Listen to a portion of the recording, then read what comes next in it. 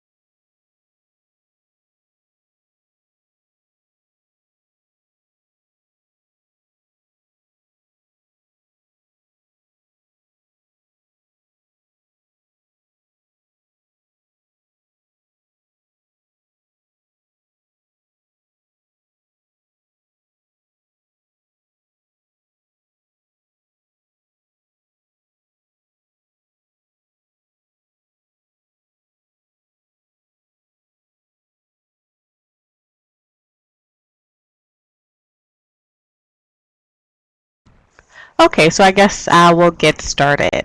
So every year during parent-teacher interview nights, MCIS interpreters, you guys really help hundreds of limited non-English speaking parents communicate with their children's teachers. So we really want to thank you for being part of this project and facilitating this crucial communication, right? That helps ensure the well-being and also the success of children in schools and communities across Ontario. So in this webinar, we'll be just going over some things to keep in mind and some tips so that it goes as smoothly as possible. And just before I start, I'll just quickly introduce myself. My name is McCullough Taylor-Dubé, and I am the training coordinator here at MCIS. Okay. So another thing I want to mention, so we'll have a question and answer period at the end. So just sit tight and ask your questions there. Okay, so if you have like any questions like you can't hear or something like a technical issue, you can put it in the chat box. Otherwise, please wait for the question and answer period. Okay, so if you are new to MCIS, it's important that you review the interpreter orientation package. Okay, that can be found on our website, but also we'll be sharing this PowerPoint, so you can have the links there too as well. And make sure that you know how to log in to your Interpreter Intelligence account. Okay, that's the new system that we introduced this year. Okay, and know how to accept jobs and report completion. So report completion is when you finish the assignment, okay, and we'll be going over that today too as well. Okay, how to communicate with MCIS regarding parent-teacher interview assignments. Okay, it's please, if you have kind of any questions or about the parent-teacher interviews, the assignments, please email or contact your IS coordinator, or alternatively, you can call the MCIS main line, okay, and follow the menu prompts. Please listen carefully because the menu options have changed recently, okay? So please, if you have questions about the parent-teacher interview assignments, please speak with your IS coordinator or call interpretation services, okay? So I'm going to go over the do's and don'ts. So first thing for the do's, okay, so it's important to only accept jobs that you're available for. And also, you want to clarify any information with the IS coordinator when they call you to confirm for the job. Okay. So you want to check all assignment details in the confirmation message that you'll receive. Okay.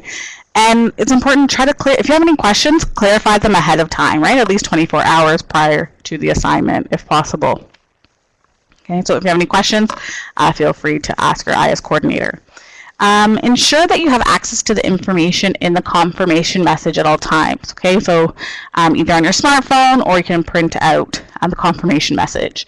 Okay, because you may need it to refer to it during your assignment. Okay, if you have a smartphone, you want to make sure to get the signature on your phone. Okay, if not, what you can do is bring what we call a VOS form. It's a verification of service form. Okay, and make sure you take it with you and get the obtain the signature from the school. So they will, the service provider will sign. Okay, so this verification of service form can be found, so it will be attached to every confirmation email you receive. Okay, so it's always, because sometimes technology doesn't work, have the VOS form with you for the assignment, and then that way it's easier and the service provider can just sign. Another important thing, please be on time. Make sure to consider the following. So obviously you want to check the location ahead of time and plan your route. Consider weather and traffic conditions, okay, at the time of the assignment. It's going to be busy. A lot of parents going for their parent-teacher interviews, so it's important. And also consider schools will be extremely busy during that time, okay? And it may obviously take a few minutes to find parking if you're driving. Another do, so please use your confirmation email as a proof of job booking, okay, if it is requested. And kindly note, a picture ID might be required for additional verification.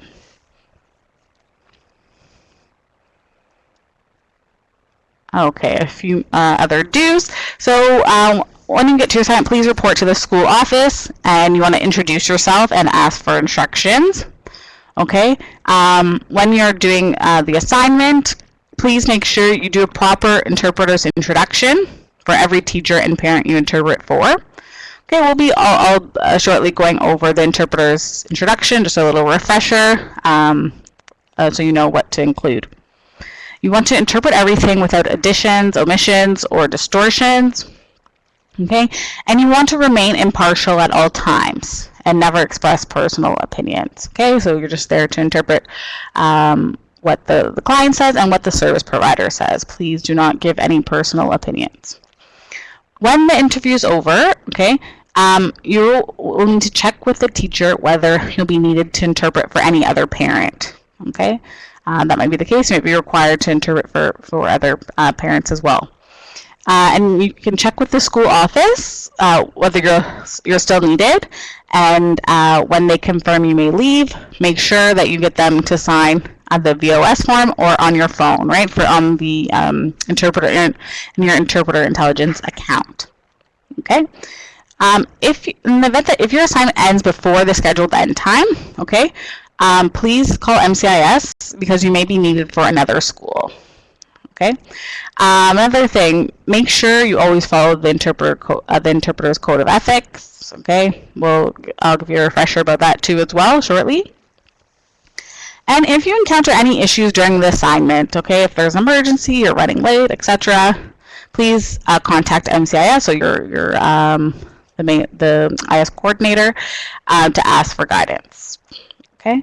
And also follow like I mentioned earlier, the phone menu prompts if contact MCIS, because for that duration of the parent-teacher interviews, it will be a little bit different. Okay, so listen to the phone menu prompts. And at the end of your assignment, you want to make sure that you close the assignment within 48 hours of completion to ensure prompt payment. Okay, so after you finish the assignment, you can close it within 48 hours. Okay, I'm going to go over some don'ts. So for the don'ts, I guess this goes without saying, don't be late, right? So it's a good practice to arrive at least 15 minutes ahead of scheduled start time, right? Just you want to know, you want to orient yourself and find the location, parking, reporting to the office, the contact person, etc. Please do not accept an assignment unless you're sure you can make it. Okay, so what happens when you cancel last minute? So MCIS might not be able to replace you, which means what can happen is the client may go without service, right? So we do take, last minute cancellations very seriously. So it's important, like, do not accept the assignment unless you're sure that you can make it. Okay. Also, do not wait until the very last minute to report any discrepancies or issues. So please check your the II account, Interpreter Intelligence account, and contact MCS right away if, in the case you're double booked, if you're unsure about something, need some clarification, or if there's incomplete information, please contact us.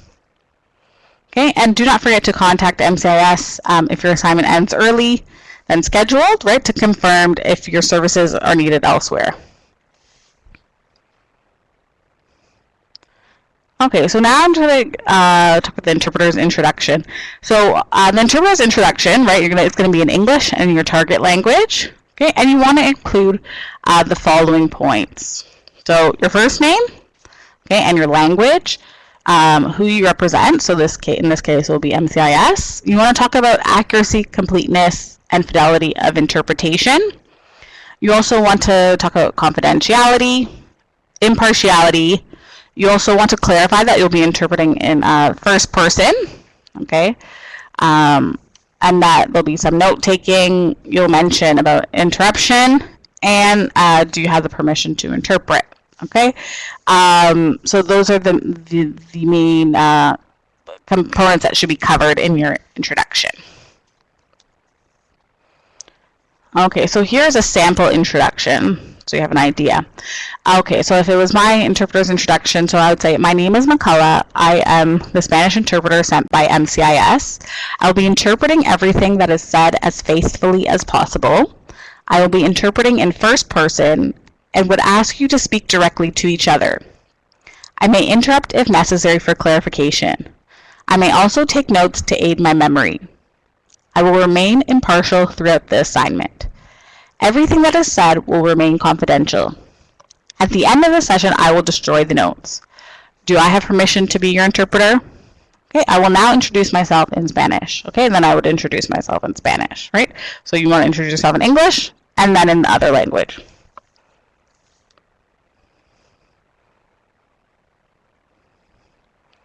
Okay, and the interpreter's code of ethics, and then we'll discuss about interpreter intelligence and how to accept jobs and things like that. Okay, so for the code of ethics, so the interpreter's role is to deliver as faithfully as possible messages transmitted between individuals who do not share a common language. In order to successfully fulfill this role, the interpreter's performance is governed by 8 ethical principles, which I will now go over. Okay, so it's always important that you follow the code of ethics. So what are those 8 ethical principles? So the first one is related to accuracy and fidelity. So in this case, the interpreter strives to render all messages in their entirety accurately, as faithfully as possible, and obviously to the best of their ability. Okay, with no additions, distortions, omissions, or embellishment of the meaning. Confidentiality is the next one. So interpreters will not disclose and will treat as confidential all information learned, either uttered or written, in the performance of their professional duties, while adhering to relevant requirements regarding disclosure. Okay, so please keep everything confidential. Don't share it with your friend, okay, your spouse, etc. Okay. Impartial, so impartiality. So interpreters strive to maintain impartiality by showing no preference or bias to any party involved in the interpreted account. Okay, so obviously you would not take sides. Respect for persons. So interpreters demonstrate respect towards all parties involved in the interpreted account. Okay, you want to be respectful, like at any job or in any interaction. Maintaining role boundaries is the next ethical principle. So interpreters strive to perform their professional duties within their prescribed role, okay, and refrain from personal involvement. Okay, that's what's also important, to for the interpreter's introduction. Okay, so that both parties know what your role is. Okay, that's why we always ask that you do the interpreter's introduction. Next one is accountability. So interpreters are responsible for the quality of interpretation provided and are accountable to all parties and the organization engaging in the interpreter service. Professionalism.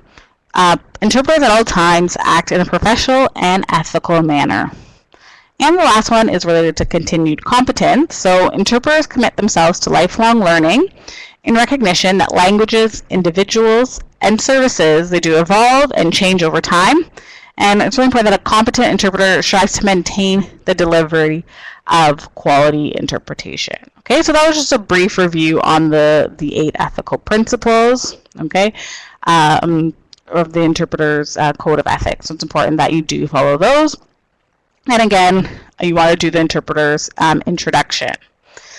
So now my colleague will go over about interpreter intelligence, kind of how to a brief overview of how to accept jobs, how to close jobs, okay? And then we'll have a quick question and answer period at the end. Okay. Hello everyone, thanks for joining us tonight. So I'll give you like a quick overview for the II.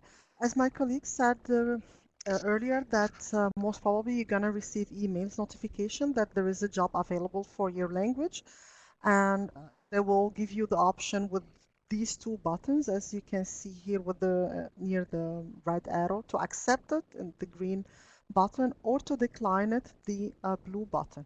So if you are available, so please click on the green button and make sure that you click on decline if you're not available. Otherwise, you're gonna keep getting notified with the same assignment again and again if it hasn't been claimed by someone else.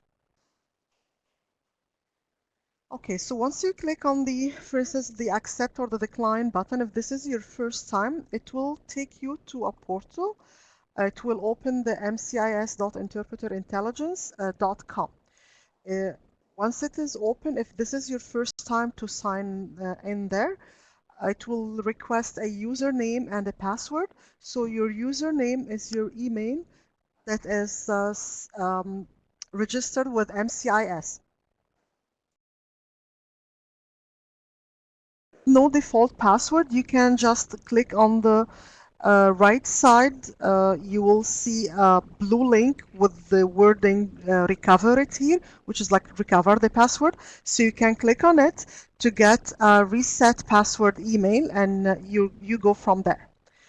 Okay, so if you're going to be using the II on your cell phones, this is how it's going to look like if you're on the cell phone version. You will see like in here home button in the middle. This is for the dates. So if you click on the home button, this is a shortcut to all the assignments of this specific date. If you don't have anything on this same date, so you're gonna see it as an empty page. If you wanna see an upcoming assignment, like you want to check the assignment for tomorrow or the day after tomorrow, so please use the forward arrow. If you wanna check a previous job that has already been done and you want maybe to close it, which means like you want to claim that you completed it, it's as if like you're sending in the invoice to get paid for it. So please use the previous or the backward arrow. You can also accept the offered jobs from this offered button down here. Sorry. Okay, so if you see this like a toolbar in black at the bottom of this first page, there is date chooser and offered and synchronized contact and log out. So from the offered job, you can click there and check all the assignments that are offered for a specific language, and then choose which one would be closer for you. For instance, which one has a more convenient date for you, and then you can accept it from the app directly. You don't have to do it from the email as well. Okay, so once you're done with your assignment, like following all the do's and don'ts that we've seen tonight, you can just go to close the job. As I said, like this is like sending an invoice for this specific job to get paid for it. Ideally, you would do your best to get this done over your smartphone, because as we're gonna see, this is gonna be the easiest and more convenient way. But for any reason, if you can't get your smartphone to be working, or it gets glitchy, or it's dead, or like a connection, you get like connectivity issues.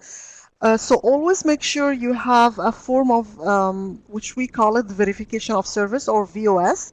Always make sure you print it. It's always attached to the email. When you receive a confirmation email, you're gonna always receive a PDF file. You can make a printout and take it with you just in case something happens. Okay? So for now, I'm done with these two jobs and I want to close the first one. So I'm gonna click on this first job that I see here, the Ottawa Hospital. This will prompt another screen with all the details of this job, and I would just have to click on the button in the middle at the bottom of the screen. This button where it says close, just below the red arrow.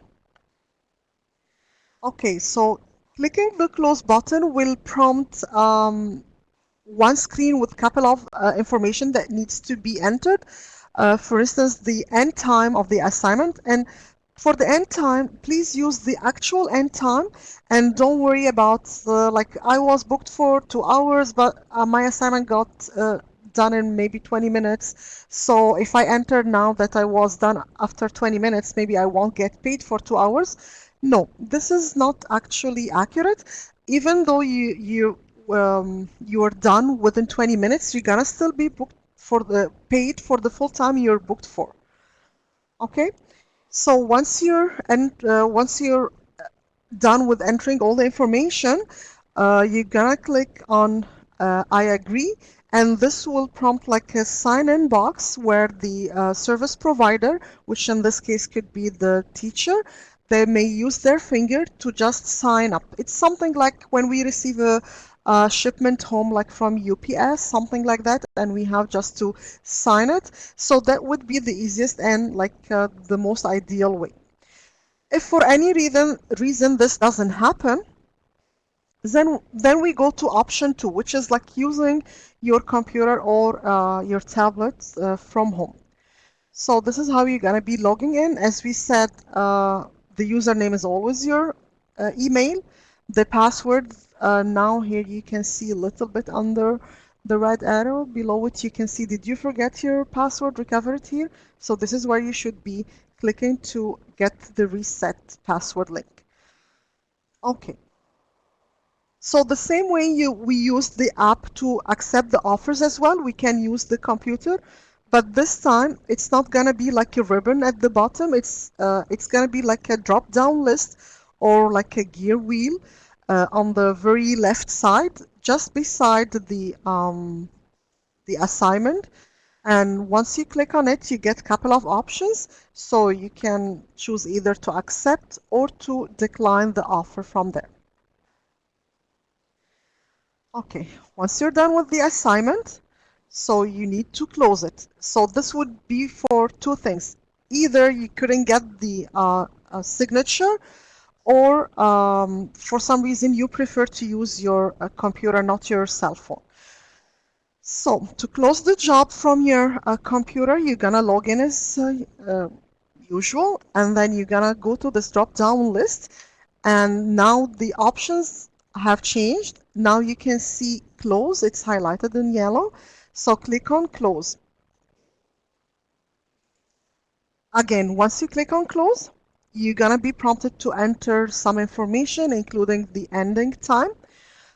Just a small remark here. For the start time, even if you go a little bit earlier, there is no need actually to change it. It's gonna be auto-populated.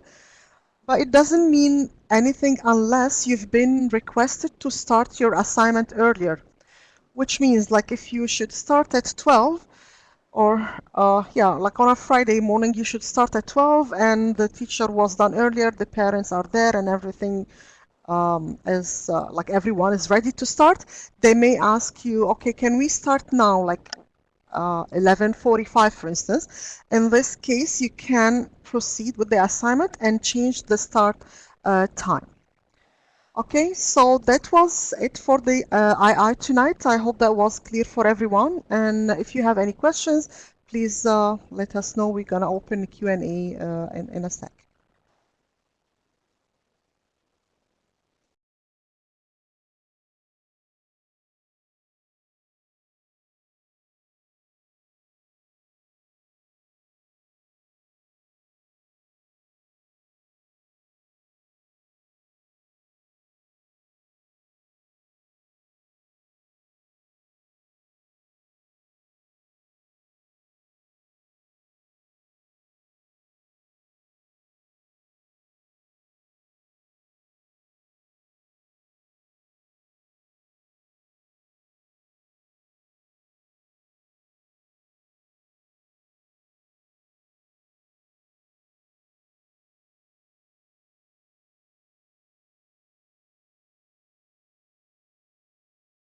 Can we please get all the questions on the Q&A so it's going to be easier to take them one by one? So we'll mute the mic for 1 or 2 minutes just to give you a chance to write your questions down.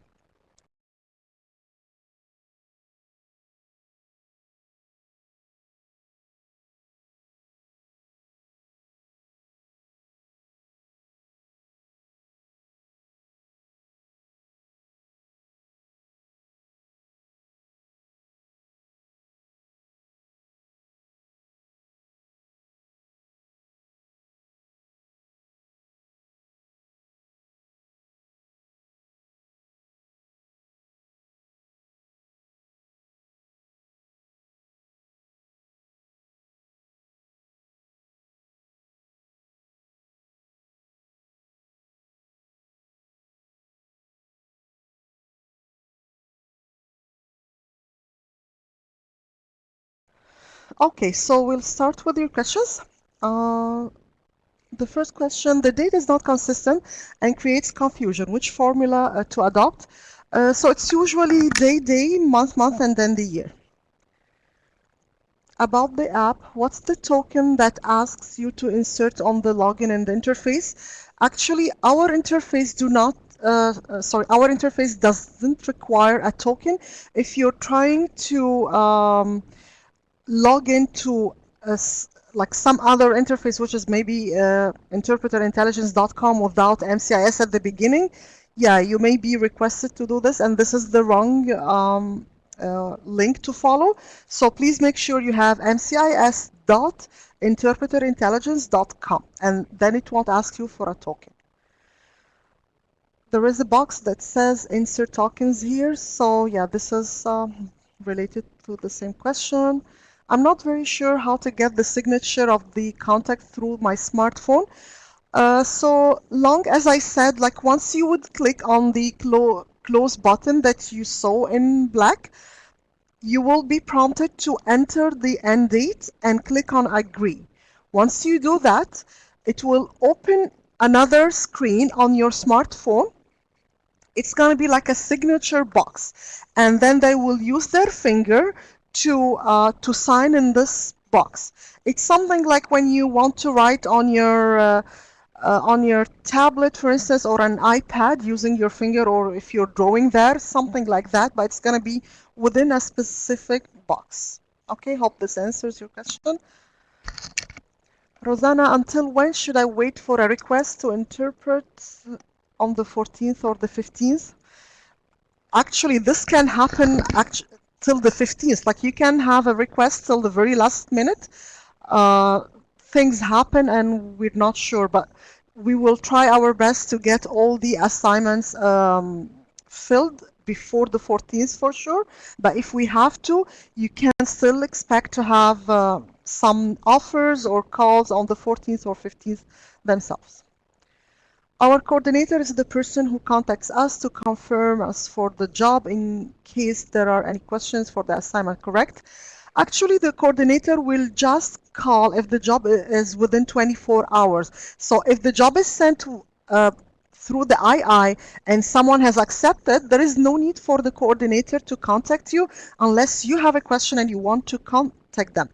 Otherwise, if the job hasn't been claimed, yes, they may be calling people, making sure maybe someone is not reading their emails or something. And some of the rare languages that we have a few resources for it may be contacted by phone. Otherwise, it shouldn't be the case. How do I know that I'm double booked? It happened to me 3 times that another interpreter showed up for the same assignment. Actually, Mihar, let me tell you, like, even if this happens, you shouldn't be worried. And for some reason, things happen where, let's talk about the TDSB themselves. Maybe they're requesting the service from a couple of service providers, like not only from MCIS. So even if you show and another interpreter shows, you're gonna still be paid for the job. Like, it's good for you. Like, just check with your MCIS coordinator and who has started the assignment already. If someone else has done it, just let the MCIS coordinator know, and you can check if there is any other assignments, or you can just go home. Hi, sometimes the service provider says that the introduction is not needed. What shall we do in this case? Yeah, I can understand when they run late, sometimes they may ask that, but like professionally, it should be done. If you see that like there are like many people in the line, or the teacher is running late, I would say he or she would have the call on that. Just make sure to at least say 1 or 2 sentences, so you make sure that the parent understands your dialect, because you know some languages have several dialects, and you want to make sure that not before you start the assignments that you're interpreting for the right person and the right language and dialect. How do I sign up to receive job notification by text? Penina, for now, the job notification by text is not active, but we're working on it. And as soon as it's going to be in effect, you're going to be all notified, and it's going to be available for everyone for sure. Elena, thank you. You're most welcome. If I'm not available in full for any of both of these days, will you still offer me assignments? Rosanna, so it depends on your case. Like if you're trained and tested interpreter already, so yes, it doesn't mean like if you're not available for these 2 dates particularly that you're not going to be contacted for any other assignments. But if you're not trained or not tested, maybe you will not be able to contacted for different assignments, because for us, the parent-teacher interviews, this is the easiest assignment. And for the other ones that have like a medical, let's say, or legal natures, we can't really send someone who are not trained and tested. So if you are, yes, you're gonna receive other offers. If you're not trained and tested, maybe you should look into that. Emily, time is limited during parent and teacher meetings. Do we have to do the full introduction, including? I think we've covered this already. I do believe that the system of reporting the time should be simplified and shortened to 1 slide page and just a few clicks. Peter, like unfortunately, this is like this is a system that has been developed by a company and it's adopted by many other agencies. I wish we can have the call on that, but unfortunately we don't. Tim, will there be any over-the-phone assignments for these interviews? I can't really tell, Tim, but maybe if some of them would not be fulfilled and they can't find someone from the same region, they may or may not. Susan, what's the MCI phone number and hours? I would please request you just to look it up on the Google. I can give you the phone number, but I'm not sure if you're going to be able to write it down. It's 416-467-3097. We're working from 9 to 5. For the IS could be a little bit different, so they may stay a little bit longer, and especially for these 2 nights, I'm sure like people will be covering up late. I'm a student of CITG and haven't registered with MCIS yet, so can we use II? Good question, Fang. Actually, if you're getting your assignments through CITG, so you're gonna follow whatever the method that they are using. If you're getting your assignment with MCIS directly, then yes, you should be able to, or actually you have to use the II. I have two assignments on 14th and from 3 to 5 and 6 to 8. If I'm free soon, can I proceed to second assignment without calling MCIS? Harish, I'm not sure if you're saying you have two assignments, like have you been confirmed for both of them? Because if yes, yes. If you are confirmed for both assignments, please go from one assignment to the other. You don't need to call as long as everything is going fine. So unless something goes wrong, you would need to call MCIS. If you're not confirmed and you just got the job offered, so you don't need to go to any of these assignments, and you need to confirm with the IS coordinator first if you're booked or not. Usually the booking PO for you would be the confirmation email sent to you directly. So if you didn't receive that, then you're not booked. Traveling allowance. So Emily, for mileage, excuse me. So for mileage, MCIS covers the mileage only if it's over 50 kilometers both ways. And the way it is calculated, it's through Google, and it has to be the shortest way. So if you live far from the assignment that you have been booked for, like by far I mean 25 kilometers or more than that, then you would be getting a mileage coverage for that.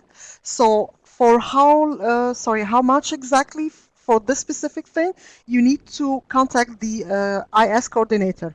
And I would like here just to remind that mileage or parking or any other incidentals will not be paid unless they are previously and beforehand approved by the IS coordinator, like before the assignment.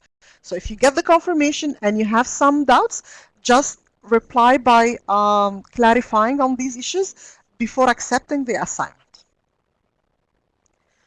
If I have to use the paper version of the VOS form, can I simply take a picture and attach the GPG version of the form? So if you're using the VOS form, yes, you can take the picture, but I'm not sure how you're saying attach it, because attach it, if you're using your laptop or desktop, you won't be able to unless you share it with you, like through email, for instance, and download it and then upload it from there. If you're using a tab and you use the tab to take the picture at the same time, so yes, you can upload it from your tab.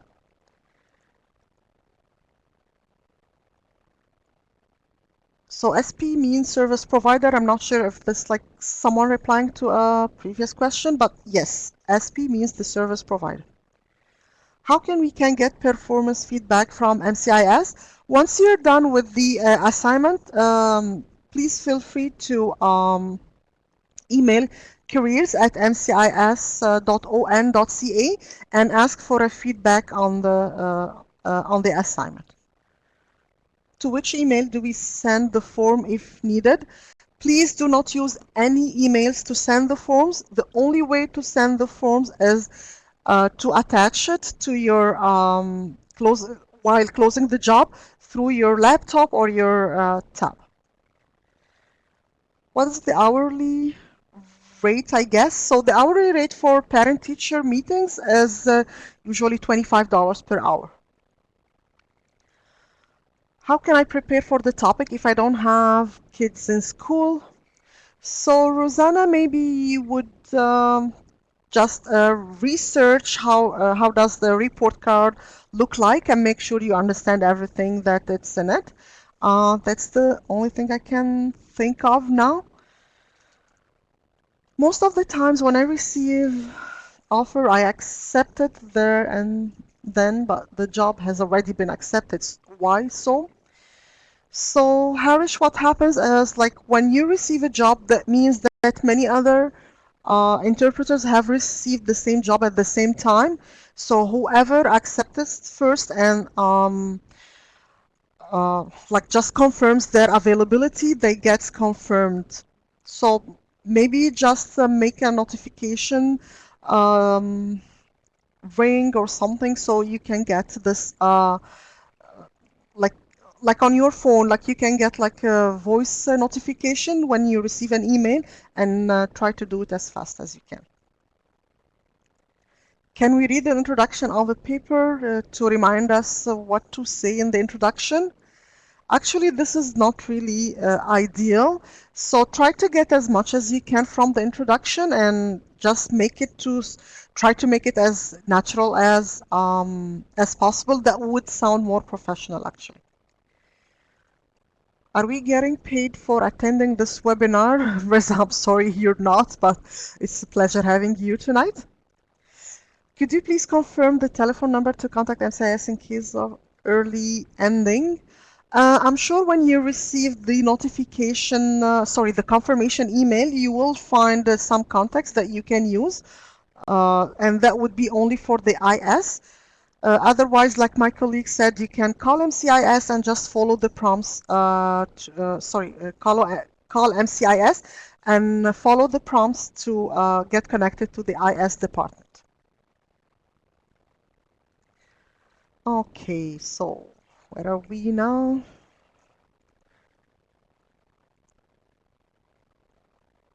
Okay, what are the hours these assignments usually take place? So on Thursday, it's usually 3 p.m. to 8 p.m. And on Fridays, it starts from 9 to 2 p.m. So you have to think that usually people, like students, they take the report cards either on Tuesdays or Wednesdays, so they give them some time. And then on Thursdays, they start the assignment just after the school ends. And on Friday, all students have the PA day, so they get those a couple of hours in the morning till 2 p.m. to finish with people who are not, for instance, working and they prefer to go in the morning. Okay. Can we include in the job offer hourly rate, mileage, travel time, parking? Your job offer will have, yes, detailed information about everything. Maybe if it doesn't have for the specifically mileage and travel time, you can double check with the IS coordinator. I saw a job notification and went right away within 3 minutes. I think we've covered this already. How quick can one be? Yeah, some people can be very quick, Panina. This is something I can't tell. I haven't received assignment emails since October 1st, except only 3 emails, although I've marked your full availability from Monday till Sunday. I would advise you, Pam, to contact careers@mcis.on.ca. Just make sure that you have your profile up to date and no documents are missing. Will I use my laptop to close the job? Okay, can I attach the form in the MCIS portal? I would assume you're asking about the MCIS Interpreter Intelligence portal, and the answer is yes. Yilan. Can we get mileage paid automatically when the distance is over 50 kilometers both ways without confirmation from the coordinator? Even if they will accept it, but you will not be able to claim it in the like, remember when I said like you have to close the job, and this closing is kind of like invoicing. So if you have incidentals before closing the job, you need to click on something else called incidentals. And in this case, if you click on it, it's going to be blank. So you need to talk to the IS before closing the job, before accepting the job. I'm not saying that it's not going to be approved, but you won't find it. You won't be able to claim it. So you always have to confirm so they can add it for you, and then you close the job after claiming the incidentals. Finally, I've been told that I'll I will be paid $20 per hour. Is it before 6 p.m.? Why so? I'm not sure. Please, like the information we have that the average is $25 per hour. So please double check with the IS coordinator. Does it make sense to accept or decline jobs that we anticipate will be gone by the time we answer? Yes, Rosanna, I'm telling you, we still have so many jobs that haven't been cleaned, and it does make perfect sense. I know some people they get so frustrated, and I'm really sorry for that, but it's always worth a try, I guess. Just wanted to confirm the rate for this kind of job. Yeah, we covered this part, and yes, the average pay for parent-teacher interviews is $25 per hour. Does the teacher brief interpreter about meetings? Uh, if you mean that they will tell you before the meeting or before starting the interpretation assignment what's gonna happen, no, this actually doesn't happen. Okay, when and where will the upcoming meetings take place? So this happens once per semester. So the second parent-teacher meetings, it's not as big actually because not all parents are summoned for not like really summoned, but invited for the interviews only when there is a need and one of the children or the students like struggle with something. Like from the top of my mind, it's around February, I guess.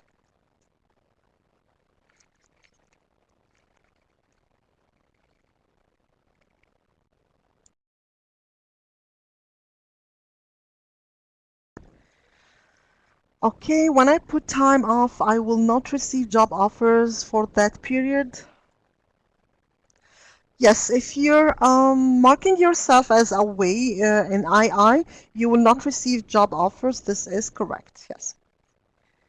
So we should get the signature and close the job at the school itself on the smartphone. That is as simply as that, Jessica. I heard that Thursday will have snow again. How are we going to be notified if the parent-teacher meeting is rescheduled? Usually it won't, like I don't think it's gonna be like one of the winter brutal storms. So I cannot see actually that it's gonna be rescheduled.